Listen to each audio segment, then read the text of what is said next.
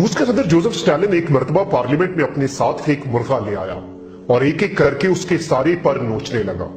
मुर्गा दर्द से बिलबिलाता रहा, मगर स्टालिन ने एक एक करके उसके सारे पर उतार दिए। फिर मुर्गे को फर्श पर फेंक दिया और जेब से कुछ दाने निकालकर मुर्गे की तरफ फेंक दिए और चलने लगा। मुर्गा दाना खाता हुआ स्टालिन के पीछे चलने लगा। स्टालिन बराबर दाना फेंकता रहा और मुर्गा मुंह में दाना लिए बराबर स्टालिन के पीछे चलता हुआ आखिरकार उसके कदमों में आ खड़ा हुआ। इसके बाद स्टालिन ने एक तारीखी फिक्रा बोला, सरमायादाराना रियासतों के अवाम इसी मुर्गे की तरह होते हैं। उनके हुक्मरान पहले अवाम का सब कुछ लूट कर उन्हें अपाहिज कर देते हैं और बाद में मामूली सी खुराक देकर खुद को उनका मसीहा बना देते हैं और चंद सिक्कों, चंद नवालों के एवज मुआशी गुलामी का शिकार और इज्तमाई शऊर से महरूम अवाम ये भूल जाते हैं कि इन्हीं इंसान नुमा दरिंदों ने इन्हें इस नहज पर ला खड़ा किया था।